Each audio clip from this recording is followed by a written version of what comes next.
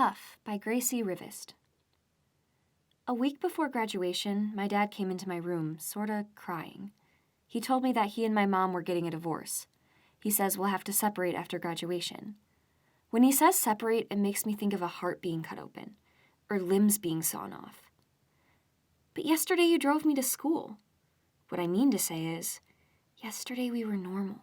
We ate thumbprint cookies and rode in companionable silence and drove faster than anyone on the road. It's something that's been building for a while, he says. We've just been trying to figure out what's best for you and your mom and me. So he knew about this as we drove across On's Bridge, as we drove downtown, as we ate cookies outside the bakery. This is how numb I am. I don't get angry. I don't even ask why.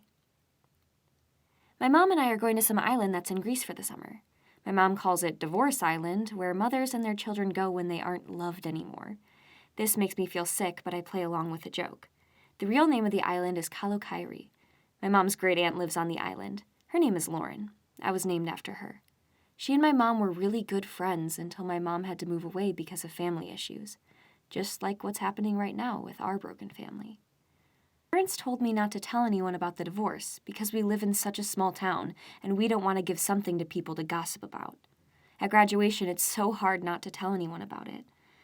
I tell my best friend that I'm leaving for a few days, but I know it's guaranteed to be longer than that. I didn't tell her where I was going, and I'm kind of surprised that she didn't ask any questions. That there is extremely limited cell service on the island, which is going to be just perfect. We had to take a half-an-hour ferry ride to the island. It is so hot standing there in the sun. There are probably 10 people in total ready to go to Divorce Island. In the distance, I can see it. It's beautiful and green, very green. It's more nature than I'll ever see in a lifetime. It gives me goosebumps. I look down at my mom's arms. She has them too. I thought this place was going to be hell, but I might be second-guessing myself. As the ferry docks, I can see two women about the same age as me. They look similar in a way, maybe siblings? One with blonde hair and wavy, the other light brown hair and super curly. They help us get our luggage off the ferry. The girl with the blonde hair is named Violet. She's the one who helps us get to Aunt Lauren's beach house. Her house is giant, but she isn't home. Mom has been here before when she was little, so she knows most of the house. Aunt Lauren left a note on the counter. I will be back soon. I just had to run a few errands. That night, Aunt Lauren and Mom went out to dinner while I stayed home. I found this library in the house and I read a bunch of books. I was reading in there for about 2 hours before I fell asleep. I eventually woke up around 11 p.m. and I had a thought. What would happen if I ran away and got kidnapped? Would anyone notice? Would I ever be found? What would happen to me?